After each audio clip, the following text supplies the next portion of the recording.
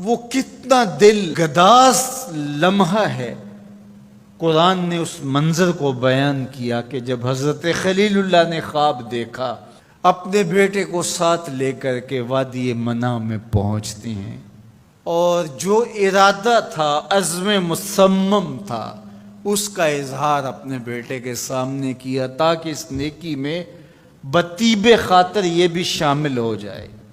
قرآن نے اس کو بیان کیا ہے۔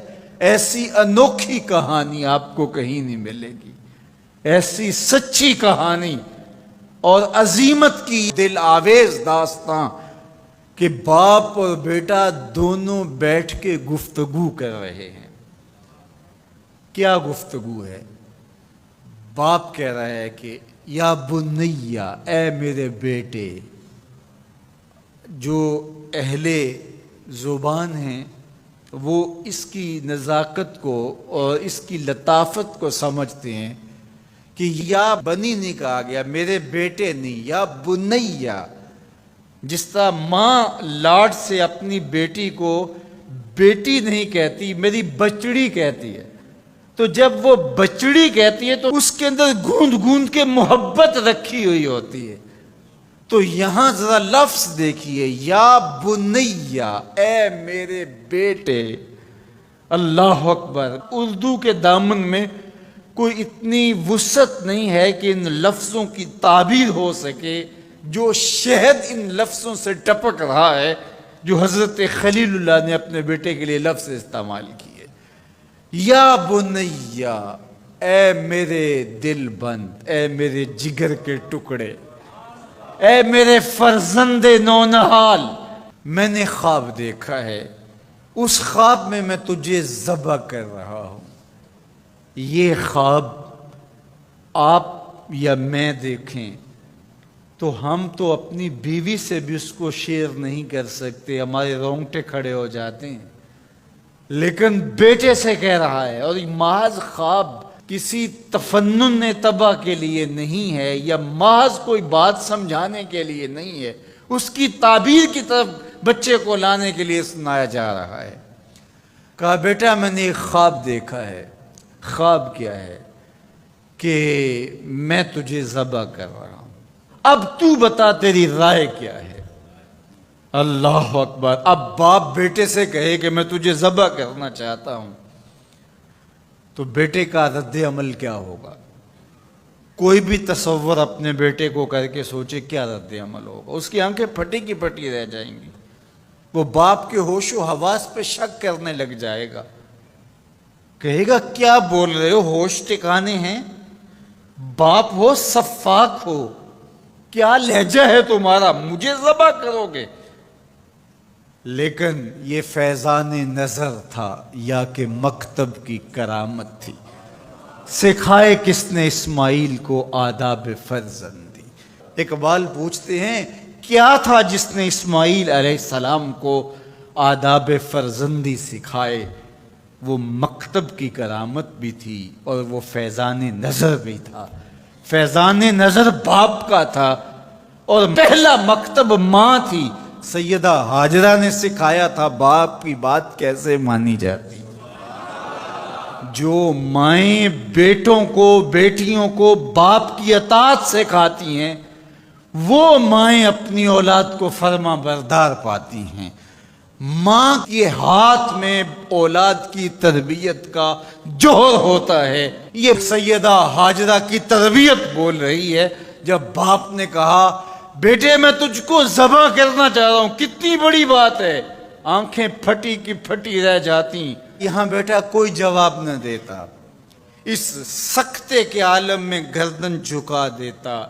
مکمل اطاعت کہلاتی، انقیاد امر کہلاتا، امتثال حکم کہلاتا۔ باپ کہتا میں تجھے ذبح کرنا چاہتا ہوں، بیٹا خاموش ہو جاتا۔ السکوت من الرضا، لمحے حساس ہوں تو خاموشی بھی رضا مان لی گئی تو بیٹا صرف خاموش ہو جاتا، سر جھکا لیتا، یہ کافی تھا۔ انقیاد امر تھا، حکم کی تعمیل تھی، امتثال امر تھا۔ لیکن بیٹا کیا کہتا ہے؟ یا ابت افعل ما تؤمر، ابا جی جو کرنا ہے کر گزریے. باپ نے جو پوچھا تھا وہ ذبح کے حوالے سے پوچھا تھا، تو ذبح کا جواب ذبح سے مکمل امتثال امر ہے. لیکن بیٹا 2 قدم آگے بڑھ کے کہتا ہے یا ابت، اے میرے پیارے باپ. اب اس میں بھی بیٹے کا لہجہ تبدیل نہیں ہوتا. جب باپ ذبح کرنے کا کہہ رہا ہو اس وقت میرے ابو کہنا یہ امتثال امر کی انتہا ہے. اور آگے کیا کہا؟ افعل، کر گزریے. یہاں یہ نہیں کہا ذبح کیجئے. باپ نے کہا ذبح کرنا چاہتا ہوں، لیکن ذبح کے جواب میں ذبح نہیں آیا. ذرا دل تھام کے بیٹھیے. کتنا امتثال امر اور مکتب کی کرامت کا کیسے ظہور ہوتا ہے. یا ابا تفعل ما تؤمر، اے ابو ذبح کیا، جو بھی کرنا ہے کر گزریے. ما میں عموم ہے، عموم. ما تؤمر، جو بھی حکم ہے. ذبح کیا ہے؟ جو بھی کرنا ہے کر گزریے. رہی بات میری تو یہ کام چھوٹا تو نہیں، ستجدنی انشاءاللہ من الصابرین. آپ دیکھیں گے میں صبر کر کے دکھاؤں، میں صبر کر کے دکھاؤں گا، تڑپوں گا بھی نہیں.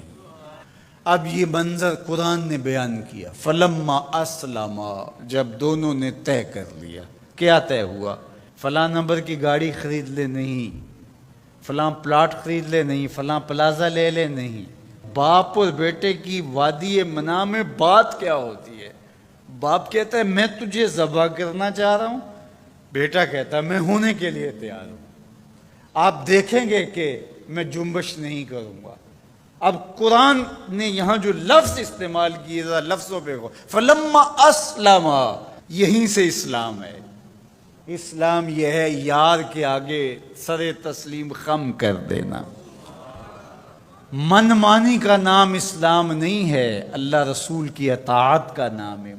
فلما اسلم، جب دونوں نے اس بات کو طے کر لیا، دونوں راضی ہو گئے. باپ ذبح کرنے پہ راضی ہے، بیٹا ذبح ہونے پہ راضی ہے. وَتَلَّهُ لِلْجَبِينِ، اور باپ نے بیٹے کو پیشانی کے بل لٹا لیا، ہاتھ میں چھری پکڑی ہے. بوڑھا باپ اپنے نونہال بیٹے کو ذبح کرنے پہ آمادہ ہے، جس کا کوئی قصور نہیں ہے، جس کو اللہ سے دعائیں مانگ مانگ کے لیا تھا. اللہ اکبر. کارکنان قضاء و قدر دم بخود ہیں.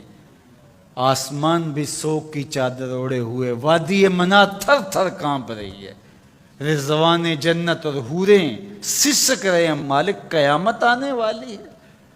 کہا تم بھی کہتے تھے خلیفہ ہمیں بناؤ، ذرا میرے بندے کا انداز عبادت بھی دیکھو، میرے بندے کی بانکی ادا بھی دیکھو، میرے حکم پر اس کی تعمیل دیکھو.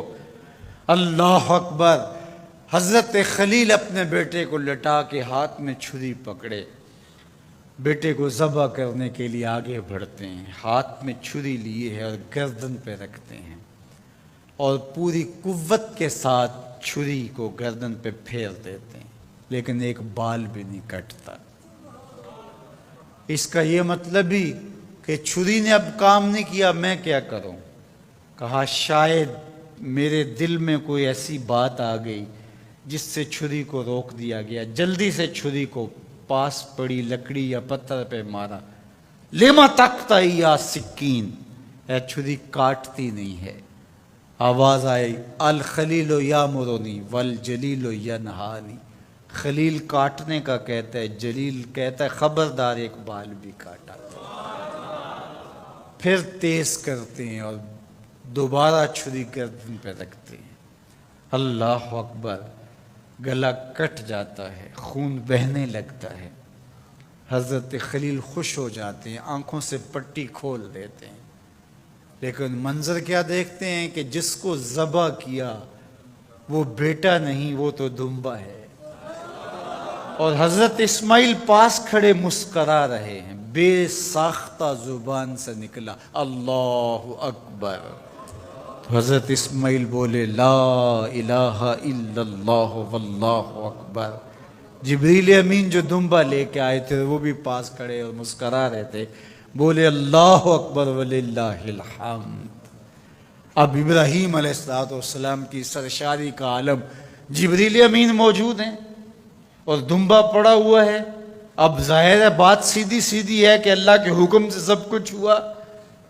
حضرت ابراہیم علیہ السلام کے قلب اطہر کو تسلی ہو گئی، لیکن عین اس موقع پر وحی کی چمک سے منا کی وادی روشن ہو گئی اور وحی نازل ہوتی اور آواز آتی ہے وَنَادَيْنَاهُ أَن يَا إِبْرَاهِيمُ قَدْ صَدَّقْتَ الرُّؤْيَا إِنَّا كَذَلِكَ نَجْزِي الْمُحْسِنِينَ۔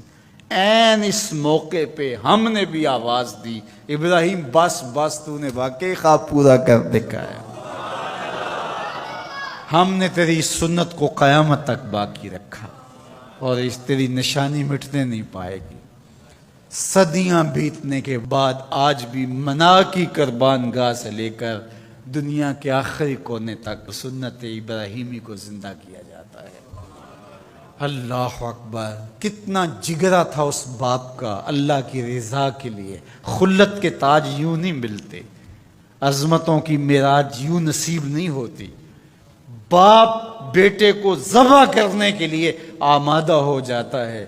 ہمارے ایک بزرگ کہا کرتے تھے، بیٹے ہر بندے کا کوئی نہ کوئی اسماعیل ہوتا ہے، جب تک وہ اپنے اسماعیل کی گردن پہ چھری نہیں رکھتا اللہ کی دوستی نصیب نہیں ہوتی۔ اپنی خواہشات کی گردن پہ، اپنی آرزوؤں کی گردن پہ چھری پھیرو، اللہ کے لیے محبوب سے محبوب چیز قربان کرنے کے لیے آمادہ ہو جاؤ، پھر تمہیں وہ اپنی قربتوں سے مالا مال کرے گا۔